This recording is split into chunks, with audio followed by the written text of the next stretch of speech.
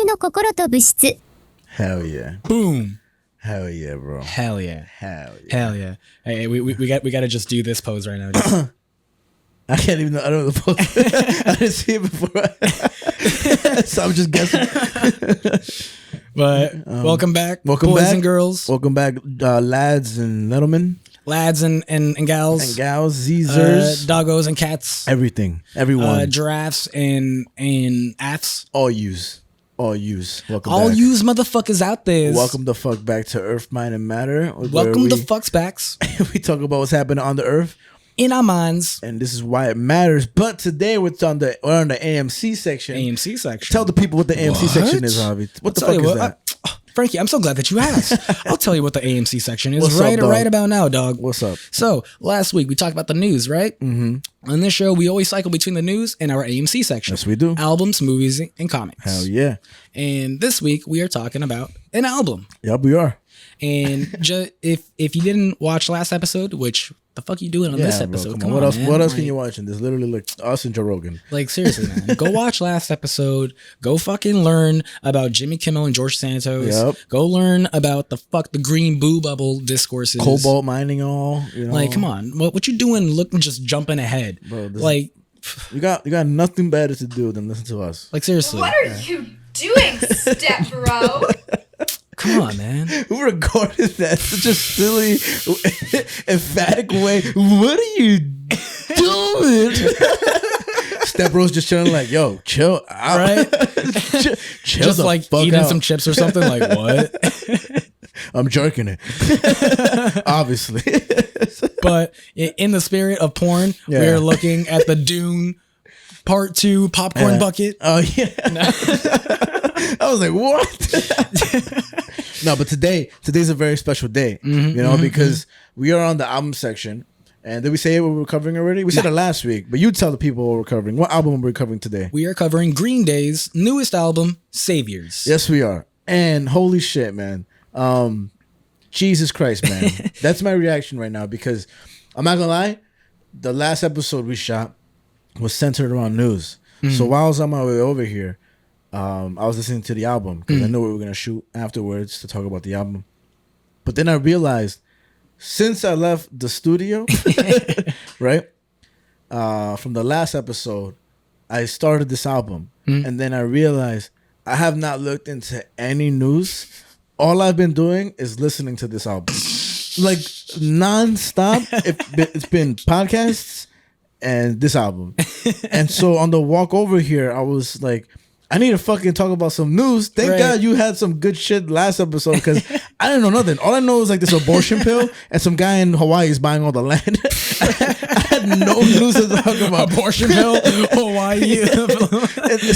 But that's how much I've been listening to this motherfucker album because it's so fucking good. Nice, man. And I've never been like a Green Day fan to the point where I'm like, wow, this is my favorite band. I knew songs like Holiday, American Idiot, and 21 Guns, which I really liked. Yeah. You know, like I remember when that song came out, 21 Guns, not a lot of people were a fan of it. That's just what I remember. Right. You know? I don't know how true that was, but that's all I pretty much knew. And then listening to this whole album, I don't know what year it came out. You know? Interesting. Because I seen it and I was like, when the fuck did this shit come out? You know? I didn't want to look into it. I just gave it one listen, and I've been obsessed ever since. So that's just how I want to start going into this. Nice. I mean, I'll tell you right away, like, this album came out in January. Yeah. January 19th. Just came out. And what I think is really interesting of what you just said about you couldn't tell what year this album came out. I'll just throw this out there right away, is that that's something apparently that I learned or learning into Green Day's history. Yeah. That's something that they always tried to do whenever they made their music. They did it with Dookie. Yeah. I don't know. I think we watched the same documentary or not, but I watched the documentary last night, and they were I'm telling you, bro. I'm like a big fan of Green Day. look at this guy. Look at this guy. Like, don't get me wrong. Like again, I've always liked their major hits, and that's why and that song, Basket Cakes. Sometimes I give myself the creeps. And really great news and great synergy for that song right now because it just hit 1 billion streams on Spotify. Let's fucking go. So Green Day has hit the 1 billion streams club. You got any horns? Pew, pew, pew. I can't even.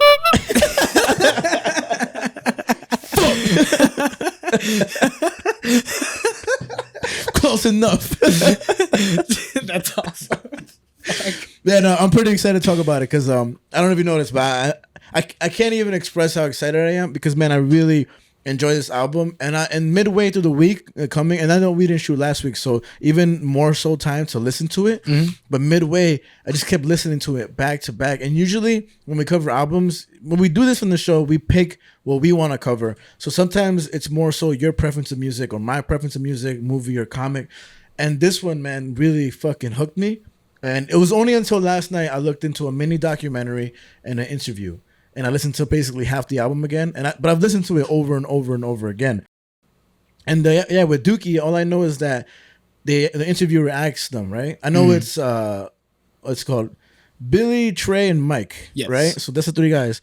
And they asked them like about how you wanted it to sound. They were like, we wanted it to never sound like this time period or this time period, just for it to always exist in its own, kind of bubble in terms of music, right. everlasting. And I was like, that's amazing. Timeless is what I think they were trying to say, but pretty much.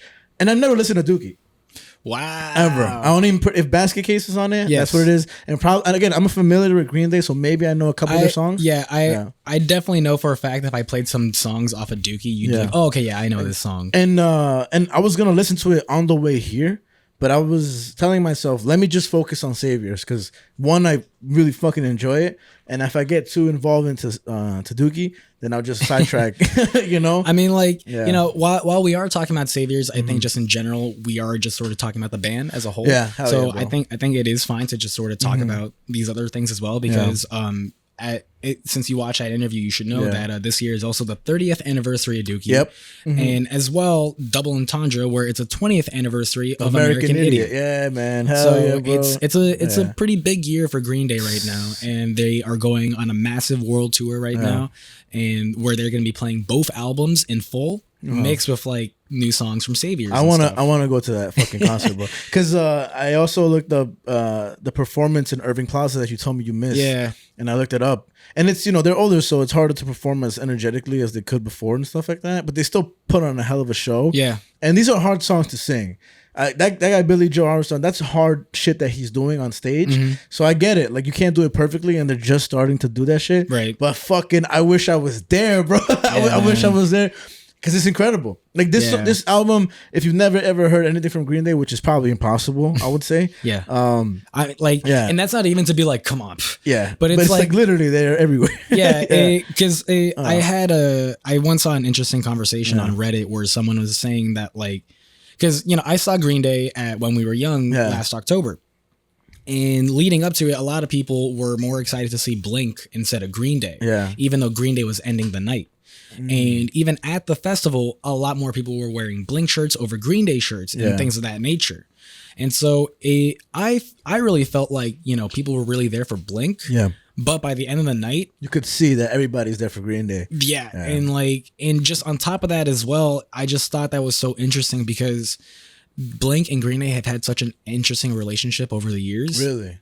Where even if I show you right now, so this is the back of their cover, right? Yeah. Of for Saviors.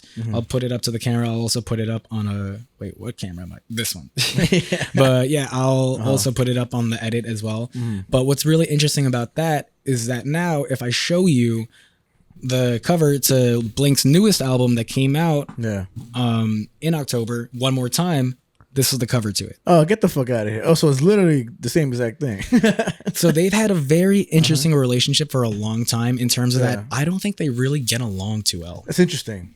Interesting. There's nothing like concrete or evidential that says that anywhere out Just there. Just your personal opinion off the vibe. Right, because I saw an excerpt from Mark Hoppus, bassist to Blink, who said something along the lines of like that. Wow, because Green Day came out first before Blink. They're older than Blink, bro.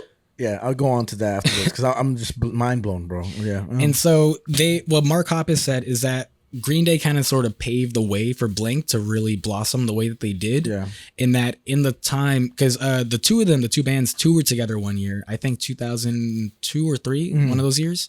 But they toured together for the Pop Punk Disaster Tour, is what it was called, and he said that during that tour, he thinks like that was sort of during the time where a lot of people kind of thought that Green Day was maybe a little washed. Yeah. Like they were maybe kind of losing it a little bit. But Mark Hoppus likes to think that tour is kind of what helped them get back sort of on track in a way. And so they've always had sort of this like give and pull relationship with each other. Yeah. But it's like, I never really see them talk about each other or like really say anything, like shout each other out or anything like that. Shout out Green Day. Like even at the festival, Green Day was Billy Joe Armstrong was like, you know what they say, save the best for last type of deal. Oh, okay. And he was like, thank you for the show. And now Blink-182. Yeah. And or whatever. Well, Green Day went last. No, I know, I was joking. Yeah, If you were to bring him up. Yeah. But and also like the day that Green Day's album came out, Blank posted a picture on Instagram of them rehearsing for their new tour. Interesting. And so it's just like, rather than like shout out Green Day or like appreciate them. Yeah. So it's just I find the relationship very interesting where it's like, what's going on here, guys? You know what? I never really understood how I just literally just learned last night how influential and what's it called? Like how huge Green Day is to punk. Mm-hmm. I've never understood. I always thought they were just another band in the realm of it, right? And that there were always people in the past who have, and I don't know much about punk's history. Like I know the names, like, and I'll bring them up again later. But like the Sex Pistols and stuff like that, like how Green Day is such an iconic band for the future of punk since they came out. If that makes any sense, yeah. And it's incredible, man, because they've literally been around now for decades and eras of people's lives. Mm-hmm. And I remember listening to Holiday when it was on Tony Hawk's Game. Yeah. And I was like, this is fucking awesome. Yeah. You know? Oh, Holiday. You know, like did I ever show you the video that I recorded of them playing it when we were young? No, you should show me though later though. Put that shit up here, man. As soon as it came on, I was like, I gotta record this for Frankie. Yeah, thank you, bro.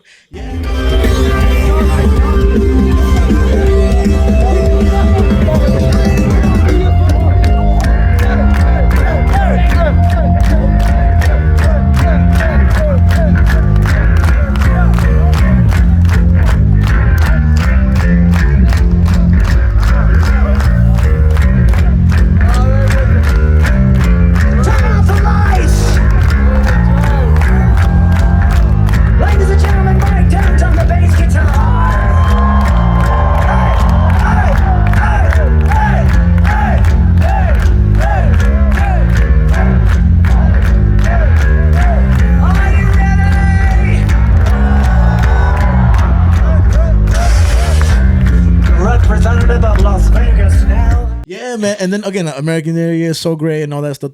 Those are the songs that I know, my core three, right? But then you learn about their history, about coming up, and basically, man, they're just amazing people. That Billy Joe guy, I actually wanted to show you. If you can, you type in on YouTube Green Day doc.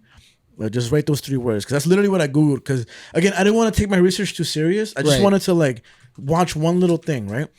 And what's it called? Which one is it? The first one. It should be by. Let me see. Is it called The Early Years? Yeah. Pause. We're gonna pause the recording. Come right back, boy. So we should. I don't know if we can put that up on the video, but we gotta somehow put that shit up or link it. But if we didn't, what we just showed is at the concerts, Billy Joe pulled up like on 2 separate occasions 2 kids to play guitar on stage. Man, that's not beautiful as fuck. I saw that when we were young. No fucking way, he did it man. both nights. Jeez and what I actually have a funny story about that too because he did it the first night and then he did it which I didn't know about, and then he did it the second night. Yeah. And when it happened, like there was some kid at the barrier and like the Billy Joe's like, I need someone on stage to play this song. And he starts looking at this kid and the camera is pointing down at him, and Billy Joe's like, how old are you even? And he goes, I'm 17. And he goes, like, how long have you even fucking been listening to us? Yo. And he goes, I don't know, since I was like 7. Nice. And so like he just pulls him on stage. He's like, all right, that's good enough for me. Nice. He pulls him on stage and like he gives him the guitar, starts showing him the chords he has to play. And like he's getting there. It's like kind of going. He's getting there. Maybe like 30, 40 seconds passes and everyone's kind of like, ooh. Is it going to happen? Yeah. And he gets the chords and he just starts strumming more and more. And then boom, he just fucking gets it. And he just starts shredding on the guitar. Man. And it was such an awesome moment. And by the end of that moment, Yeah. he let the kid keep the guitar, and on top of that, he said that he did a lot better than the kid last night. No. And then, Nice. and then later on Reddit, I saw that Yeah. someone retold the story of what happened the first night, and that apparently like these parents brought their kid with them to the festival and basically sort of trained their kid for this moment No to way. go on stage. And the kid got up there and couldn't do the bombed. chords and bombed, and Billy Joe just kind of like shoot him off stage and continued with the set. And I was like, damn. Either way, the fact that he brings like kids on stage to play in front of a crowd that, can you imagine? Like, it's been huge before, now even huger and bigger. Man, those two clips, when I saw those shits, that like certified. I'm like, this band is literally pure love. Yeah, man. Like pure love for their fans, for the music they put in. And I'll go into the segment of can you just Google a couple things, but Gilman Theater, you know what that is? I don't think so. Look up 942 Gilman Theater, or whatever. Tell me what it says. The Like, Howard Gilman Theater read about it. Read about it. is mostly associated with being the springboard for the 90s punk revival led by bands like Green Day, Operation Ivy, Rancid, AFI, and The Offspring. So, what's it called? The Gilman Theater? Was it? Gilman. It's just called Gilman. Just called Gilman, right? So what I was learning about in the documentary is that basically what they had happening was this kind of emergence of the punk scene, right? And basically you weren't able to do drugs in there. You weren't able to be racist, sexist, transphobic, homophobic, none of that stuff. You weren't allowed to bring your dog because it would hurt your dog's ears. Yeah. Like, and basically you weren't allowed to play on stage if you were famous. So if you were like this big name, you weren't allowed on stage. Right. So Green Day would go there with their old drummer, I think started with the name of John, right? Yes. And now they have the Trey guy, right? Yeah. So they would go on stage, play and stuff like that. And then they were, working with like Lookout Studios. Anyway, that's whatever. But the love within that room was so crucial, and how it basically emerged to them going on tour later on when they were more famous, right? With a group called Pansy Division. You know who they are? Yeah. Okay, so they're super gay, I would say, like, that's the only way to put it, right? And when they had Pansy Division open for Green Day, a lot of people would be in the crowd and they'd be like, what the fuck is this? Because their lyrics are crazy. Like one of the songs is like, welcome to the Cocksucker Club or something like that. And what's it called? I think the Trey guy or the Mike guy was like, yeah, man, so we had our fans like listen to this for the first time, and they'll be like rocking out, and then they'll be like, oh, what the fuck is this, And then the way he said it, he was like, it had the fans deal with their inner homophobia and stuff like that. And I was like, wow, like, some of them, not all of them, some people, Right. but again, they were like, yeah, we're gonna have these guys open up for us because who the fuck cares? Like, they make good music, they rock out and stuff like that. Yeah. So I mean, it's incredible, man. even to sort of, because that's something I've always felt with Green Day, and like especially I think that with punk in general, everything you show me has always been inclusive. It's never been. I mean, there's people who have like Nazi punk and stuff like that. Yeah. Those are the fuckheads. But I'm saying like Green Room exactly. episode 31. Hell yeah, man. But no, the inclusivity in punk is so loving and heartfelt. And I remember being in the crowd and stuff, and like how people are so kind in the pit and everything, or everywhere. Like you can fall, they'll catch you. I found my shoe, bro. Yeah, know? and just like, but some guy offered me water, and I was like, I don't want your random, but I appreciate you though. Right. What's so cool about Green Day too is that like something that I see more and more is that Green Day really is like how you say for the fans. Yeah, man. Where just even comparatively, you look at a band like say Blink, where Blink doesn't really do certain things the way that Green Day does. I think their personalities must be like, crazy different though. And so it's just that's what I think is interesting, because it's like Green Day, like I mentioned, I missed those 3 opportunities of missing them here in New Irving York. Plaza, the train station, and where else? Their Rough Trade show. They were also on Howard Stern, which you couldn't have access to. Yeah. So it's like they did all those things, and it's like that was basically like all super like free or just super affordable to do so. That's something they said in the interview. They were like, we're always gonna play small venues. We're never not gonna give up on the chance to play somewhere where we could be close to the fans. Yeah. And that's something that Blink doesn't really do anymore. Like too big. They're kind of like, I don't know, they're just weird about it. And it's just, they still love their fans, and like even when they're in the other places around the world, like they'll go out to meet their fans and shit like that, but like they never do like small shows or small gigs anymore. I think that's what it is though. With there was something in this interview that I heard that was kind of in relation to that, but I also think that there's a punk attitude that is very stereotypical that I think melds well with how Blink-182 is being described right now. And I think Green Day is so outlandish as to what you would think a punk artist is. Like you hear him on fucking thing, he's like, you know, whatever, but he's like a fucking sweetheart, bro. Like this guy is so sweet. Yeah. And it's like almost the opposite of what you would think a punk artist is, you know? And but it's amazing how real it is, because their whole history has just been shown. Like they're just really trying to play music and like spread love, and it's amazing. And then I remember when I seen only a little bit of Blink-182 play, like even when Mark Hoppus is the singer or the bassist, both singer and bassist. Who's the singer? What's it called when he got pushed on stage? Like, and he almost looks like he has a serious face how he played. And I feel like just mentally, I'm not mentally. Personality wise, of course they differ. Like you know, not one's right, not one's wrong. But yeah, it's very interesting to me. I find it interesting. So it's just man. Yeah, I mean, like with this album in particular. Real quick, I'll just say this. Sorry about that. I got mad facts. In terms of the Gilman, so because Green Day got so famous, when they had their chance to be real famous and everything, they had to realize that they weren't allowed to play there no more. At the Gilman, because you know, because no famous people, and they were like, "Fuck," you know. But they said, "But now we have an opportunity to shoot in an actual studio and make more music and stuff." So, I think now his sons have played there, and when there was a fire, they were asked to come back to the Gilman and play for like raising money and stuff. That's crazy though, right? Like how true Gilman is to like, nah, like if you're gonna be here, like it's nothing about that, and it's so amazing. That's how music should thrive, you know?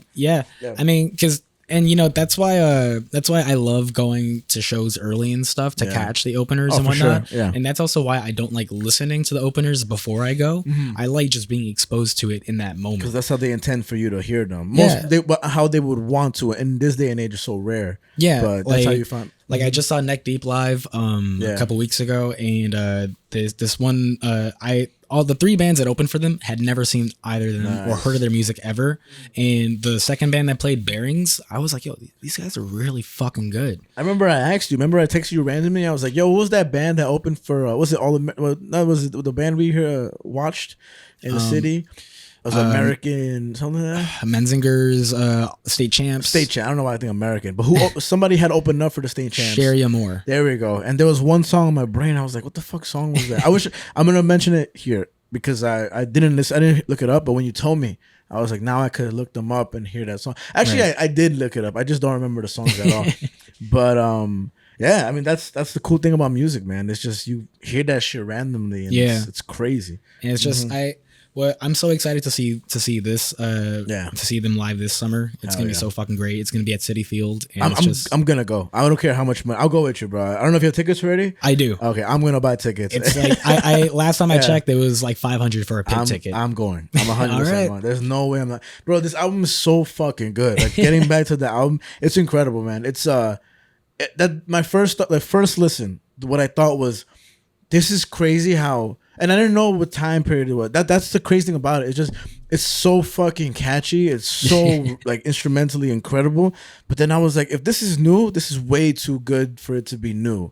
You know? And if it's old, like where the fuck was this a while back? You know what I'm trying to say? Like, why am I just hearing this now? But god damn, can they write hits? There's like fucking the whole album is hits. Yeah, Jesus Christ. It's good shit, man. What's really cool about this album, I'll start playing some of the music too. Yeah, please do. But what's great about this album is that I should put it on shuffle so it just shuffles because gotcha. I know the order already, so I know what's coming. But this is their 14th album. Wow, and that's a lot. Yeah, they made a lot of music now. Yeah, and they have definitely sort of kind of gone through ups and downs in terms of like musically. Like some of their albums like are loved and hated more by fans and stuff like that. Yeah. And I've seen like memes on the Green Day subreddit where people kind of like, have you seen that mining meme where it's like almost there? Yeah, like you're right there when then you give up before you mine 1 more inch forward. And that's what people are saying about Saviors, where it's like the last like few or so albums from Green Day have been a little right. But because I've heard nothing about Green Day since. Yeah, because like the previous album that came out before this was called Father of All Motherfuckers. And there aren't any big singles or big tracks off of that album particularly. I personally rarely listen to that album, but the album before that, Revolution Radio, which came out in 2016, I like that album. I've heard of that album. Like I've heard of that album a lot. Yeah, so it like the fact that it's been a while since they've released something. It's been quite some time. This was a big return for the band, and this whole album's got fucking 15 tracks. Nice. And they like to say that Saviors is an invitation into Green Day's brain, their collective spirit as a band, and as an understanding of friendship, culture, and legacy of the last 30 plus years. Wow. And another fun fact I'll throw in too is that I can't remember if I mentioned it to you already about how at the New Year's show where they played, they changed their line in American Idiot to don't want to be part of a redneck agenda to don't want to be part of a MAGA agenda. Really? So they changed that lyric, and that caused a whole stir online where all these right wing like he also yelled "Kill Donald Trump," right? Something like that. Actually, what did he yell about that? Something like that. You should Google it if you want, but I think. If I'm not mistaken, I didn't look this up, but I did watch some of the New Year's performances. But I'm pretty sure he yelled like "Kill Donald Trump" during the set. If I'm wrong, my bad, Billy Joe. I'll give you a fun fact real quick. What I learned is that when they were younger, what's it called? Did he or not? Nah. No, he didn't. He didn't yell nothing. Look, Billy Joe yelled. He said, "Fuck you, Donald Trump." Fuck you, Donald Trump. There we go. Whoops. Same thing. Fucking, I'm gonna clip that. Whoops. No, what's it called? When they were coming up, when they were much younger. This is a great little documentary too. I'm sure there's way more in-depth ones, but if you want to ever watch it, it's called. Just Google YouTube Green Day doc. It's the first one to pop up. Called The Early Years. They were talking about like when he was in high school. That's when he pretty much left. You know, so he kind of dropped out of high school, and then when they would go on tour and stuff, like they would drive out to like Pennsylvania, and then they were thinking like, oh, we're gonna perform for like 30, 50 people. It would be like 6 people there, to perform in front of. But one of them was saying that like the way these guys perform just for 6 people is the same if they would a whole stadium, right? And they were like, these guys gonna be something special, And apparently when they did Woodstock, I'm pretty sure you heard about this. Oh yeah, that's something I was gonna bring up as well. You tell it. Yeah, so it was Woodstock. I forget which year. I think it was maybe 94, 97. Yeah. But they were invited to play Woodstock, and there was a lot of talk of that this could be sort of like the big make or break moment for the band, like depending on how well this performance went. Because Woodstock is definitely more like hippie stuff and whatever the case is. So it's like to bring a punk band to Woodstock was kind of like, whoa, what are they doing here? And they absolutely killed it. People were loving it, and then people started just throwing mud because it's fucking Woodstock, and so they just started throwing mud, and mud started getting on them and on their instruments, and like at some point the instruments just stopped working because they were covered in mud, so they just started throwing mud back, and it turned into this huge mud fight, and Billy Joe even pulled down his pants, and this was all on like pay-per-view and stuff, and so like his mom would like call them later and was just like, what's wrong with you? Why would you pull down your pants on television? Like your dad would be so disappointed in you right now, this and that. Yeah. You know what's crazy? When the first time they played Madison Square Garden, so he was saying, Billy Joe was saying like, shit, man, I don't know if we're ever going to be able to play here again. And so he was like, fuck it, I'm going to get naked. And so he got on stage naked apparently. And then the other guy, the bassist, Mike, what's his name? Mike what? Mike Dirnt. He was like about to perform, and he looks over, and then on the interview he says like, oh yeah, my guy, he's naked. All right, let's go do this show. And I just think like, man, like that's so fucking cool because this is what a free spirit is. Like, you got your chance, now you're riding with it, and like that's what being yourself is. Not, I mean, again, you're naked and go outside. That's a thing. There's a lot of people do that in general for free in New York City. But like that's how, like, I get it. I get that completely. Right. And it's amazing to me. And they had asked them a question about just like, what do you think this album Saviors says? Because there's a lot of talk on like, I forget which one this talks about, the living in the 20s, school shootings and dystopia and stuff like that. And fucking robots. Yeah, man. Yeah, exactly. Literally. And one of the answers was like, Billy Joe says, what's the word when you're paraphrasing. He's like, look, I get it, like, because when you hear a person say fuck the system, right? If they're 20 years old, you're like, yeah, fuck yeah, I get that kid, right? But when you're like 50 years old, you're like, oh, you know, like what, you know? Yeah. And for him it was like, but that's still, that was interesting. That was interestingly phrased to me, you know, because you're right. Like if we said at 18 years old, man, fuck college, man, fuck this shit, I'm gonna go do something else. People be like, yeah, bro. But you're just like 35. You're like, yo, you gotta get a job. And I've definitely brought this up on the show before of this little quote thing where someone says something along the lines of like, you know, when you're at the age of 20, you're a rebel at heart, but by the time you turn 30, you've turned establishment, and it's like it just really plays on that idea of like, as you get older, you kind of do fall into the system, and it's like, and almost because I mean, mentally you could stay in that, you know, same sense, but you're visualized as someone who's already fallen into the, you know? And so it's just, I think like what Billy Joe tries to do in at most is maneuver through it. And even in a song like this, Living in the 20s, it's like he's basically just kind of saying we're all in this shit show. Hell yeah. So it's just kind of like, you know, you just got to write it out. It's a perfect time for this song, man. It's so fucking good. I will say it hasn't come on yet, but with Dilemma, I was going to work on a Saturday once. So, you know, Saturday, last night was Friday or whatever. And that's how the week works. Those are how days work. Oh, no, actually, it might have been Sunday. The day we were for the shoot, I was still coming to LIC, right? So whatever. One of those days. But I think I was going to work. No, I was going to work. Never mind. All right, it was a Saturday. So I go, and so I walk, and I'm walking to the train, and Dilemma's playing. Can you play Dilemma actually real quick? Because I want to kind of paint the picture. So if you listen to this episode, I'm assuming you've heard the album, and if you haven't, go listen to the album and then come back and listen. So then I walk, and the first thing I see on top of the trash can, which I've definitely got fucked up before, got White Castle and ate on top of that trash can. Like, this is a true story, you know? So I know who was there. And I walk past it, and I see a phone, right? I see a phone there. Oh, my God. And I'm like, damn, I kind of want to get that because I've been there. I've lost my phone drunk.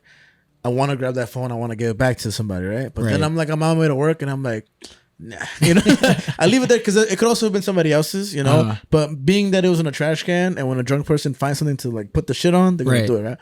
So I leave it, and then I walk to the train, and then I go into the train. I pay. It's Saturday, by the way, morning, and then I walk. I'm listening to the song, right?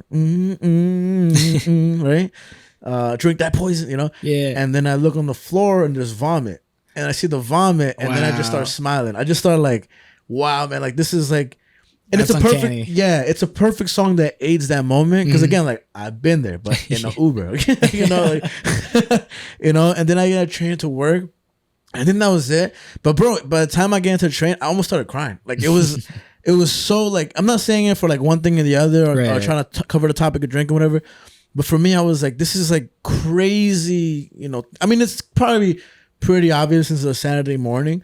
You know, like, you know, but it was so cool to relate the song to that. Right. And it was dope. It was really fucking dope. This is just such a great song. Yeah. I love this song. And it's so catchy. It really is. One of the things is, I don't want to be a dead man walking. You know, so it's like, it's pretty much talking about like drug use. Even the video, I watched all the music videos. Oh, nice. Yeah, so, the music videos are great. Yeah, it just shows him getting more drunk. And by the end of the night, he goes home and his family's there disappointed in him because he's drunk. And then he like grabs the Christmas tree and falls under it. Yeah. And everybody's sad. The kid is sad. And yo, that shit hit me in the heart. I was like, oh my God, bro. But it's very serious. It's a real topic. Yeah, and you know? And Billy Joe himself had dealt with a lot of drug problems at a certain point throughout their career, because they just got so big that he was just kind of getting fucked up a lot. You don't write a song like this without knowing what it is from experience. He has opened up about his sobriety now, where he has sort of like gone back to drinking, whatever, but like he does it more responsibly now with ease. He doesn't get crazy anymore. So it's just like he definitely, this song is very personal to him. Oh man, that shit personal to me, bro. That shit I mean, it's a great fucking song, but when I heard it for the first time, I'm like, yo, it's so good, bro. And he can sing so well. Yeah, his range is super crazy, bro. But when I heard him perform this live at the Irving Plaza, I was like, they gotta, even the comment was like, oof, they gotta work on their timing with this one, or that one, or Bobby Sox. One of them was like, yeah, because the screaming, it must be so strenuous on the fucking throat. I think it might have been Bobby Sox for that one, because like I even remember seeing in someone's comment of like, I fucking love this song, but there's no way it's gonna sound like this live. Yeah. Oh my, even in the video too, like I don't know, they used a certain camera to get the film because it was super throwback kind of film. Right. Yeah, like 90s throwback type of thing. Those videos were fucking so this is how, like, again, I started off the research for Green Day with the little doc, right? I was like, let me check out this doc, and then I was like, all right, let me go watch this interview, and then I was like, all right, let me go watch the music videos. I was like, all right, let me. You went down the b-hole. Yeah, man, it was. It's super insane how like great this album is, man. And I was excited the whole time coming over here. I was like, damn, man, like the shitty thing about covering this album is that once we cover it, like we're not gonna talk about it no more. Like on the podcast, we'll talk about it, you know, but it's great having centered conversation on it. You know? Is. Like I think because personally, when I first listened to this album, like I was in love with the A side. The A side I thought was incredible, and the B side I needed to warm up to it a little bit more.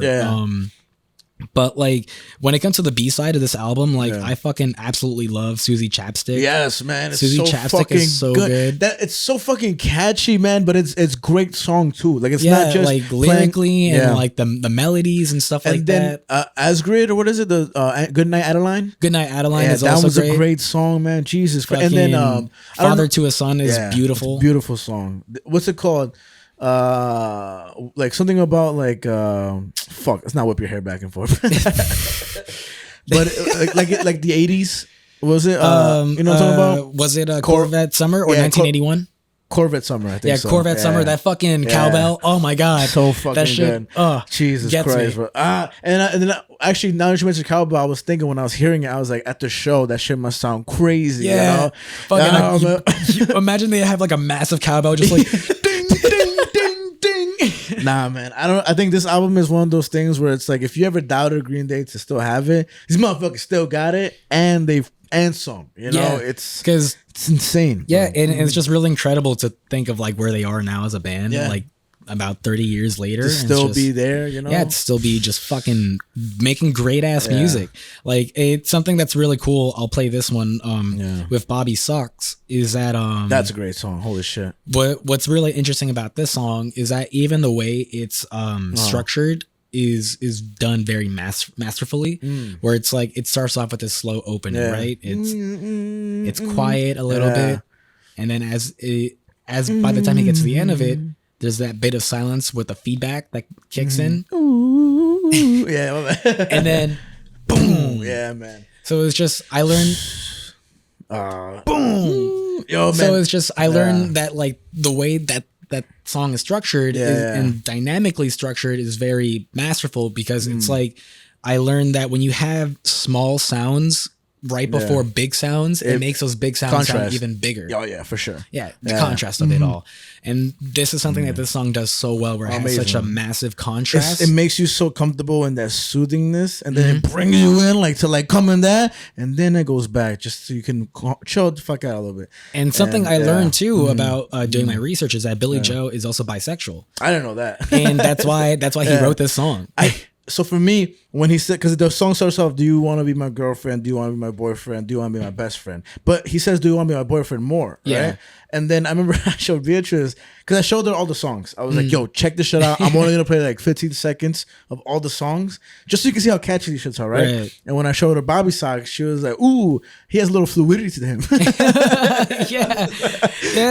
And then I didn't know he was bisexual, but I did after seeing they tour with the Pansy Division and stuff. I was like, oh, bro, like this guy and all of them are just about like, who the fuck cares? And again, back to just like when you're at a show, the whole crowd is diverse in all ways. You know, it can be race, sexuality, zers, everything. So like, it's a song for everybody. This is not a song for just, you know, this and this, you know? Yeah. Because then he says boyfriend, girlfriend, best friend. And in the fucking in the video, it cuts to like a same-sex couple, and then best friend was the guy with his dog. Yeah. And I was like, oh, that's fucking awesome, bro. That dog looked happy as fuck. And I love the little shot of Mike and Trey kissing Billy on the cheeks. Yeah, man. I feel like how comfortable they are to like, you know, show that in the world, and how that was always their message from the beginning. Yeah. It's so crucial right now, and it's beautiful. You know? And and going back to even like our sort of Mad Max conversation of like inclusiveness done tastefully. Exactly. You don't have to fucking just go so hard to send this message.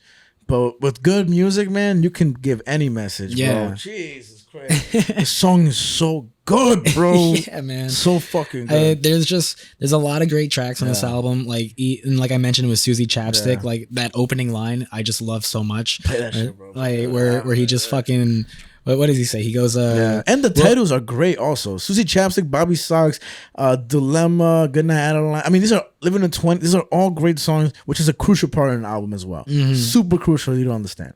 You know, so. But when he just says like, "Will I ever see your face again?" Not just photos from an Instagram. I'm like, and the way he sings it too, like his cadence, it's beautiful. His voice is beautiful, and back to Bobby Socks. This song is so tropical almost. Yeah. You know what I mean?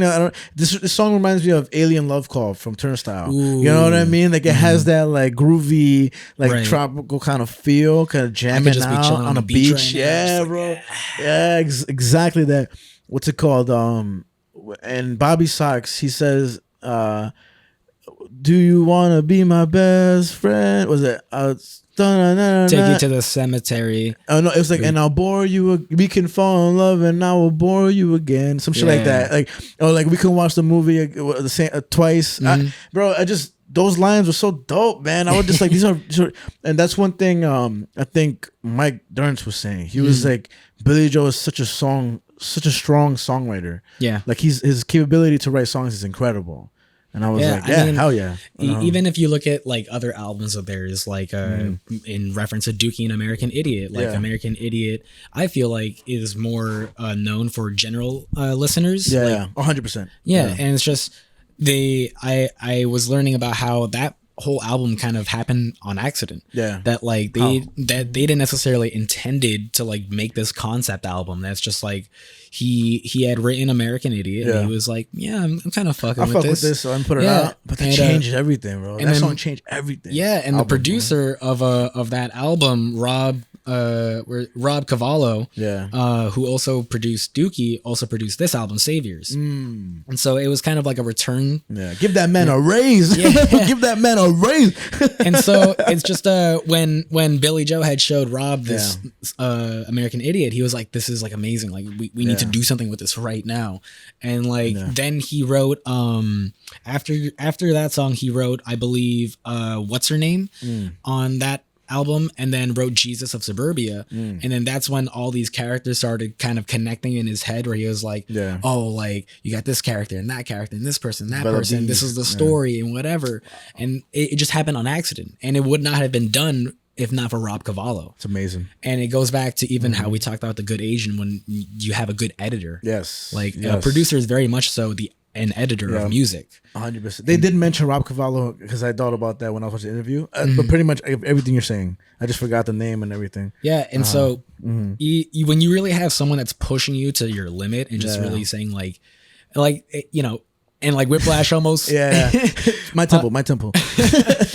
But it's just they have such a great relationship with this Rob Cavallo guy, and it's like that's what it takes, though, man. I think sometimes people think they can do it themselves, and you can't. Like, and not saying you can't, but some people can't. Some people are like, you're able to do it, and you can do it, but you're much better off like getting help. Have somebody else to like just tweak it for you, or not even tweak it, just like say maybe you should tweak it this direction. And I won't change it. I don't want to change anything. I want you to come up with it on your own. Right. Personally, though, I think this. Also, fun fact: Jesus of Suburbia. That's what it's called. Yeah. That's Mike off the rip. Like quick answer. That's Mike Durrance, right? Durrance. That's his favorite song to play. Nice. Yeah, they asked him. They were like, "All right, quick fire answers. Boom. What's your favorite song to play?" He said, "Jesus Suburbia." But it was hard for them. They were all answering like, I think Billy Joe said his favorite song of this album off the rip was "Father of a Son." Nice. And I forget what Trey says. My bad. But when they ended their set with Jesus of Suburbia when we were young. I don't think I've heard that song, man. It's a 9-minute song. It's like a 9.5 minute song. So that must have been awesome for everybody. Like, right? dude, as soon as that came on, I was like, this has to be the last song. I'm there like SpongeBob, like. And I want to go home, Grandpa. What else? Too damn bad. And like I look over and the pig's just going for the first minute of Jesus of Suburbia, and I was like, I'm good. I'm like, this is a 9-minute song. I'll jump in at minute 5. Yeah, the SpongeBob me with the hand on this. That's exactly what that was exactly me, man. Like, dude, I am so to this day, I'm so shocked. To this day. I'm so shocked I didn't get sick at that festival. Why? Because I was drinking motherfuckers' waters left and right. Yo, man, that's mad fun. Because I feel that. Because some motherfuckers need water. And when that guy offered me the water at the state champ show, I was like, man, I feel the love. Trust me. I speak nothing of good things when I go to these shows. But I'm not drinking your motherfucking water. But I get it. Because you were in Vegas, right? Yeah. You're hot as fuck over there. You're probably thirsty as shit. Water is expensive, right? Yeah, no. You had your socks on. I have these same socks, actually. That's mad funny. Bobby socks. What's it called? Now that shit is crazy. I remember, just quick story. I was at the state champ show. Just having a blast. We all got separated. I was on my lonesome.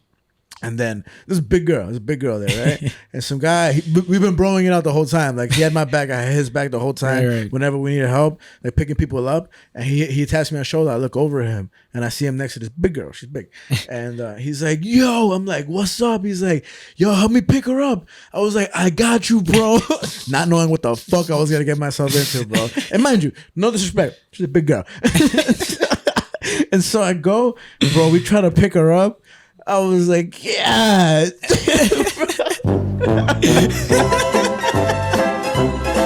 Exactly that, bro. That shit did not happen. And we were like, she was like, don't worry about it. I was like, I won't. I got the fuck. That was my bro, though, but hell no. Motherfuckers trying to do the impossible. Yeah, she was a big girl, though. Big girl. You know what's so funny about that night, too? This song is also great. Good night, Adeline. But when we were leaving from the venue, you, me, and Jordan, and when Jordan tried to throw that thing out in the trash. Wait, what talking about? When we were leaving from State Champs, and we literally just crossed the street, and there was a trash can in the corner, and Jordan tries to toss something out of the trash, and completely fucking airs it. Completely airs it. And we just start dying because there were these two girls at the show walking our direction. So it's just like they just completely saw what happened. And he really went like, it just went quiet and just and you just see it tumble like almost into the middle of the street, and Jordan's like, ah, damn it. And he goes to pick it up, and he goes to pick it up and goes to throw it out. And like apparently like one of those girls turns around to say something to Jordan, and Jordan comes back and he's like, oh yeah, she just said, I'm really glad you turned around to pick that up. And we're like, oh, good for you, Jordan. And he just goes, yeah, you see, Riz. Shout out Jordan, bro. Put a picture of Jordan right here if you want. He also took a picture of the concert with the Nintendo DS. Yep, he did that. And at the Neck Deep show, someone else also did that. It's just a trend, man. People are just doing that. Like, I don't understand, but whatever, man. Yo, next episode, film the Nintendo DS. Our GoPro. Exactly. GoPro DS. It does have a double screen. Yeah, it does. It does. That's not what it stands for, right? DS doesn't stand for double screen. It does. Oh, never mind. Dual screen. There was something that he said. Oh, that's probably what it was. I thought it was double screen. It's dual screen. Dual screen. Man, that shit is crazy, bro. I've been playing so much. Shout out Saviors. I've been playing so much Resident Evil on the little thing you got me, the Game Boy shit. Nice. That shit is fun, bro. Nice, dog. It's so fucking hard because it's just old controls, not even the device. That I just fell in love with that. I was like, God, that's fucking awesome. And Beatrice brought it to her family's house the other day, and she handed it to her niece, right? Ooh. And so she handed it to her niece because she needed something to play in the meantime, right? And immediately the niece tries to touch the screen. Wow, and isn't that interesting? How it's crazy. Like everybody thinks, and man, I still every now and then, very rarely, but the other day I look at my iPhone, I'm like, this is insane. We have the whole world in our phones right now. We can do anything. Did I tell you that recently? Like because I've been doing a lot of my art recently digitally. What? But I've been doing a lot of my art digitally recently. And one of the like gestures on digital is that if you double tap the screen of two fingers, well, not double tap, if you just tap the screen of two fingers, it'll undo whatever you just did. Gotcha. And I like, after digital drawing for a while, the next time that I drew physically, I deadass had a second where I almost like tapped the paper with my two fingers. That's interesting, bro. And I was like, oh God, what am I doing? I gotta go touch grass. Yeah, I was like, where's the grass? Where's the grass? I gotta touch it. But it's a real fucking thing, man. Yeah, like, but it's just, I mean, I don't know, to come back to Saviors. To come back to Saviors.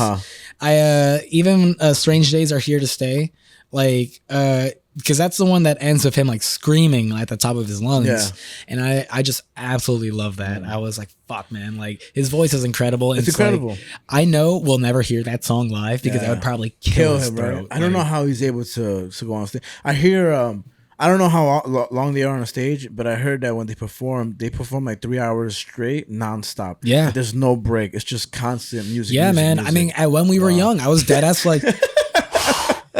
Like they went, I swear they went on Pass Our Time. Wow, man. I swear they went on Pass Our Time. But they could do that. They're Green Day, bro. They can do whatever the fuck they want. I really wish I seen them on the train or something. Like, knowing me though, like, cause I haven't listened to his album, so if I had seen them on the train, I would have been like, who the fuck is that?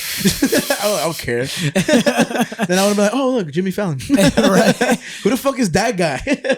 But just Billy Joe Armstrong. Josh was even saying that like he was surprised to hear that Green Day is bigger than Blink because he was like, no way, Blink is way bigger than Green Day. I was like, nah, man. I would have said Green Day is bigger than Blink before this album because in general I've heard of more Green Day in my whole life. You know, it's crazy, man. It's crazy. The fans in the crowd must be so wild, and they were saying something about like how they wanted Saviors to be like. What this time I may be wrong about this, but how Dookie was to other people, they wanted Saviors to be like this to younger people. Yeah, because you know? I think I know what you're talking about.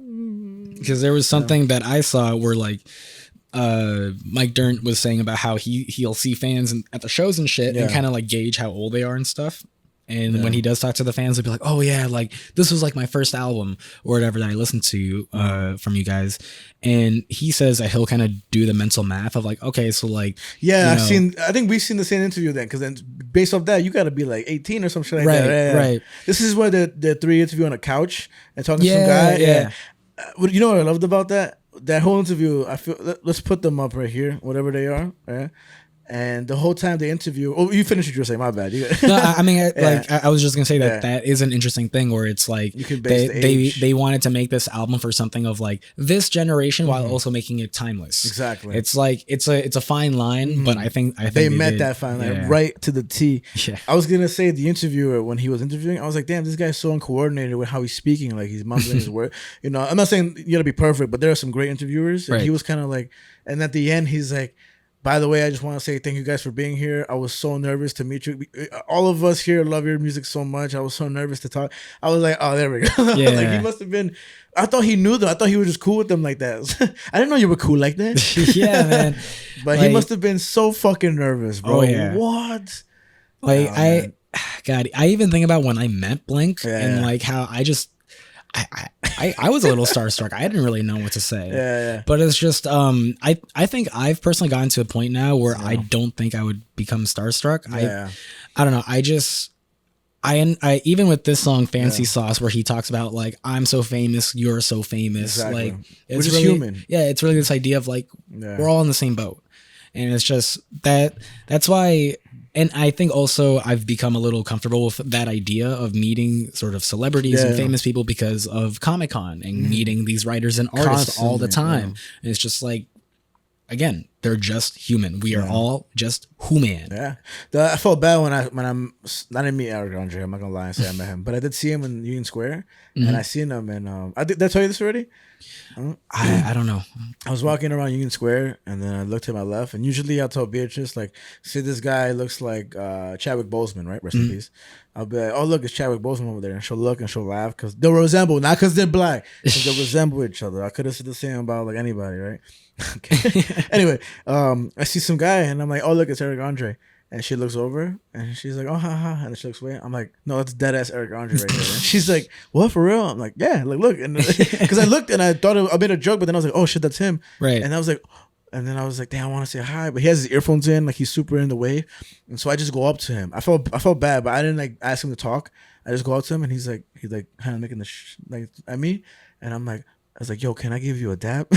And I just put my hand up and he dabs me. I just walk away. Nice. Because that must be annoying for him too, Right, for him, people to be course. like, yo, can I get a picture? And as much as I would love to take a picture, I'm comfortable with the fact that I just wanted to, for me, when I meet somebody like that, like I just literally, all I want to do is say like, thank you for making me laugh. Right. Like, like when I meet comedians, like barely, I just like when they offer a picture, I was like, cool, if they offer it, Right. But like if I meet somebody, I'll just give him a dap. Like when I saw Shane Gillis, man, and this is before like he's huge already. But this is before he was like, now he's on SNL. Now he has a Netflix show coming out. I actually watched his monologue. On Yeah, SNL. man. He was nervous. If you watch his stuff, like originally, like he's less nervous. But mind you, this is a guy who did a monologue, kicked off SNL, probably gonna be hated on. Like all the comments on his monologue are like, this guy fucking sucks. He said the R word, you know what I mean? Like, but he's fucking funny, bro. And when I met him, he was just such a cool dude. Because I didn't meet him again. It was just more like a passing by on the stairs. And I look behind, I'm behind him walking up because we both got to go up the stairs. And I'm like, yo, you Shane Gillis? He's like, yeah. I'm like, yo, you're fucking mad funny, bro. I saw you in Kill Tony. And he just turns around and he's like, thanks, bro. And he gives me a dab. And I'm like, hell yeah. And I met like Ari Shaffir. I met Dave Attell. Ari Shaffir is a comedian. I was pretty drunk, I'm not going to lie. And it's like the first couple times I took Beatrice to go see him. And then he was walking across the street and we had just got out the stand. And I'm like, yo, Ari Shaffir. And he deadass comes across the street and he says, like, what's up? I'm like, yo, I'm pretty drunk. I'm like, yo, can my girlfriend take a picture with you? I remember this one, yeah. And he's like, yeah, of course. And she was wearing a shirt to show her tits a little bit. And so he pulled down his shirt to show his tits. And I was like, yo, can I take a picture with you? And he's so kind. Like, he was so kind to do that. Yeah, man. I think it's cool. But again, I just really want to like him. I've seen him a couple times already. Just beehole, but now I think when I meet somebody that I'm really like fond of in terms of like entertainment, I just want to say like thank you for making me laugh. Yeah. If I saw a director, like if I saw Quentin Tarantino, man, he probably don't like the attention, but I'd be like, yo, thank you for making great movies. You know, just real quick. You know, you owe it to them at the very least. You know, I feel like because I don't know if I ever told you this, but Green Day is the reason why I started playing guitar. That's awesome, bro. I think they would love to have heard that. You know what I mean? They're the reason why I started. That's and awesome. Like I learned so much of their music in like the first month of me playing the guitar. Wow. And then that's when I discovered Blink. And then that's when I really like was like, yo. I was like you should cover a Savior song for sure. I definitely want to. That's so like cool. If out of any of them, I would probably cover either Bobby Sox or Dilemma. Yeah. Well, what was that person that was talking about Green Day so emphatically that she had I don't know, my bad, but the whole tattoo was arm painted like tattooed black, and the band was called like Against Me. Yeah. Who was that? I don't listen singer? to them. That's a singer to them. I don't listen to them too much. Yeah. But I have some of their songs saved. I can't remember them off the top of my head. I just wanted to mention how excited they were to talk about Green Day. Literally, like the clip you saw was them being like, "Oh, you know, they bring kids on stage, and you know, now they want to start a band." But every clip of them talking is that excited. Yeah, they're nonstop excited talking about Green Day. And what's cool too is that with the sort of inspiration that they've had on so many other bands and whatnot. There are so many bands that like are trying to be the next Green Day. That's tough. It's tough. That's tough. It's really tough. Yeah. And it's just I think that's so cool because it's like I think of like the first punk show that I went to, which was Blink-182 at LPR, where we went to for state champs. Hell yeah. And it's like that's a nice ass venue. Yeah. And it's like you know, I don't think anyone's ever gonna forget their first concert. Never. And like, especially going to a Green Day concert, like that shit would blow your mind. I'm trying to think of my first concert. I think it was Logic. It was awesome. This fucking guy. No, that's when Logic was fucking amazing. Like he was doing meet and greets too, but we were all waiting in the fucking cold. And and I tell you, if you listen to old Logic and you were back like when I think we were in middle school and stuff. And even now, like now, if you listen to it, I don't give a fuck. That guy had bars. I think that was my first concert, and that was awesome. Bro, like, we're gonna see Danny Brown this month. Hell yeah! Yeah, man, I'm excited, bro. Another thing I wanted to say too is that with One-Eyed Bastard. One-Eyed Bastard is also a really great song. Okay. And what's really funny about that is like the chorus with it, like the bada bing, bada bing, bada boom. Yeah. Like what's really funny about that is that someone made a meme on the Green Day subreddit where it was those doggo memes where it's like the one doggo is like a little like sad looking, the other one is like super big and like tough. And it was like the first one is the lyrics to Basket Case where it's like, do you have the time to now like Green Day now, like, bada bing, bada boom. You better have the time.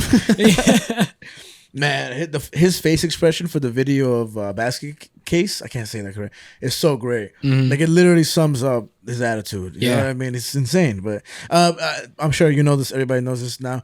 I didn't know this until I found out about it, like when I watched the interview. But that's the last thing I'll say. Like fucking, they were saying how that song is about like his panic disorder and this and that, like anxiety and stuff.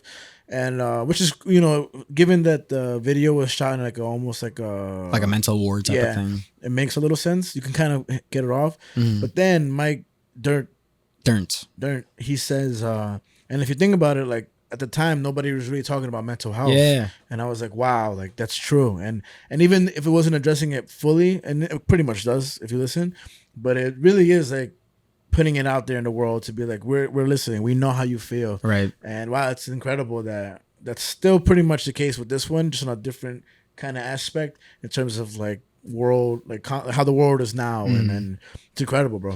I'll throw one last fun fact for you. Hell yeah! But since we're running out of time, but I don't know how many people know this, but the title to "Wake Me Up When September Ends" about his father, right? The whole song is about his dad, like who did pass away. But the inspiration, more so, is that when his dad had passed away, and when he heard the news, he ran to his room and like slammed the door closed and like threw himself on the floor and just started crying and stuff. Like, and his mom like comes over to try to open the door and stuff, like, come on, Billy, let me in. And he tells her, "Wake me up when September ends." Oh, that's so sad. So that's the title of the song, and that's where it kind of came from. That's so sad. And it's just it really goes to show like how I just want to give this guy a hug, man. Yeah, I just want to give this guy a hug, man. And it's Jesus Christ. It goes to show how entwined he is into his music. He really wants his music to say something, and it does, and you feel it. Ah, man, he does.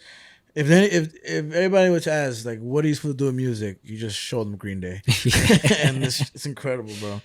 Jesus Christ. Well, this was one of my favorite AMCs to ever talk about ever. Hell yeah, bro. Thank you for fucking showing me this. Jesus Christ. Boom. Fucking goddamn Link. This dude's fucking slumped. Oh my God. He's like, this album sucks. That's like the Halo 2 death pose. That'll be good, bro. Well, thank you for listening. Please listen to the album. Thank you. Listen to Green Day's Saviors. And then come back. If you heard this and you were like, man, what the fuck are they talking about? Go listen to that whole album in full. If you don't like it, get the fuck away from here. No, I'm kidding. But if you liked it, then come back and listen. You're gonna get everything we're saying. Catch them on tour this year. They're gonna be City all Field. Over the place this summer. I can't wait to go fucking see them, bro. But catch us on the socials. Earth Mind Matter Pod on TikTok and Instagram, and Earth Mind Matter on YouTube. Check out Javi's covers on Blink Javi. What is it? Javi Blink? Javi Blink. Javi_Blink, right? Yes, sir. On YouTube. Mask NYC if you want to check out a little throwback of me with some beautiful footage. MSK NYC on YouTube. Yeah, had some really good settings for that. I know, right? and then what's it called? Venmo us. No, I'm kidding. We're out of here. Venmo Link. Exactly. Just end with shout link. Fucking